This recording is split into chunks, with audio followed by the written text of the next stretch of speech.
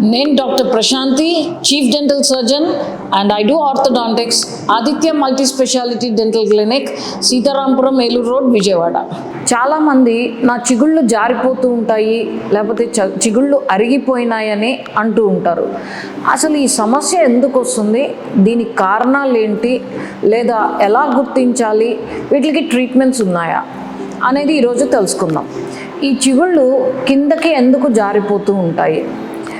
చాలామంది wrong brushing method ద్వారా, లేదంటే హార్డ్ బ్రషెస్ యూజ్ చేయడం వల్ల, లేదంటే ఎక్కువసేపు ప్రెషర్ ఇచ్చి చేయడం వల్ల ప్రాబ్లం అనేది ఎక్కువగా స్టార్ట్ అవుతూ ఉంటుంది. అలానే హ్యాబిట్స్, పళ్ళు కొరుకుతుంటారు, నిద్దట్లో పళ్ళు నూరుతూ ఉంటారు, ఇలాంటి వాటి వల్ల కూడా ఈ చిగురులు అనేది జారిపోతూ ఉంటాయి. కొందరికి పళ్ళ మీద పళ్ళు, వంకర పళ్ళు వస్తూ ఉంటాయి. అలాంటి వాళ్ళకు కూడా ఈ చిగురులు జారిపోవడం అనేది చూస్తూ ఉంటాము. మెయిన్ కారణం అనేది ఎక్కువగా చిగురులు జారిపోయేది, అరిగిపోయేది wrong brushing method, usage of hard brushes, అలానే ఒకటే బ్రష్ని ఎక్కువ రోజులు యూజ్ చేయడము, ఇలాంటి సమస్యల వల్ల మనం ఎక్కువగా చూస్తూ ఉంటాం. మరి ట్రీట్మెంట్స్ ఏంటి? ముందుగా డెంటిస్ట్ని విజిట్ చేసినట్లయితే అసలు సమస్య ఎందుకు వస్తుంది అనేది మీకు చెప్తారు. ఒకవేళ మీరు రాంగ్ బ్రషింగ్ మెథడ్ యూజ్ చేస్తున్నట్లయితే ఏ విధంగా కరెక్ట్ బ్రషింగ్ మెథడ్ చెప్తాము. మీరు హార్డ్ బ్రషెస్ యూజ్ చేస్తున్నట్లయితే సాఫ్ట్ ఆర్ అల్ట్రా సాఫ్ట్ బ్రషెస్ని మేము సజెస్ట్ చేస్తాము.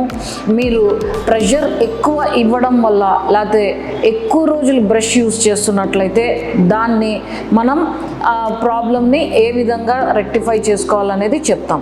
కొందరికి పళ్ళ మీద పళ్ళు, వంకర పళ్ళు రావడం వల్ల వాళ్ళకి చిగుర్లు జారిపోతున్నట్లయితే యూజువల్గా బ్రేసెస్ని కానీ ఎలైనర్స్ని కానీ సజెస్ట్ చేస్తూ ఉంటాం అన్నమాట.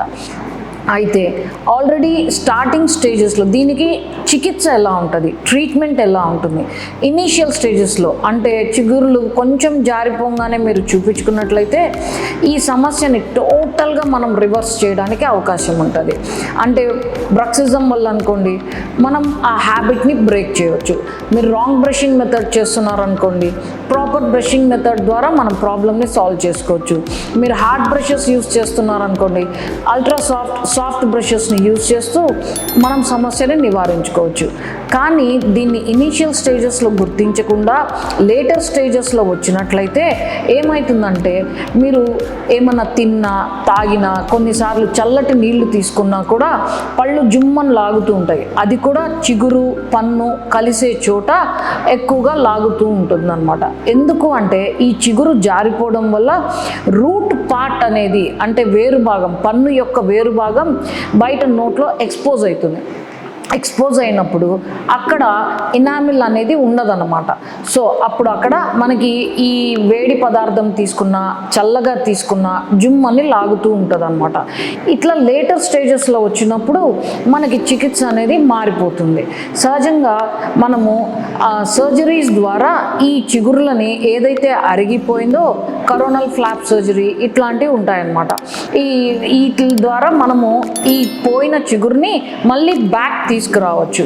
కొన్నిసార్లు ఆ ప్రాబ్లమ్ని మనం ఈ సర్జరీస్ ద్వారా చేసుకుంటున్నప్పుడు patient maintenance of the oral hygiene కూడా అంతే ఇంపార్టెంట్ అన్నమాట.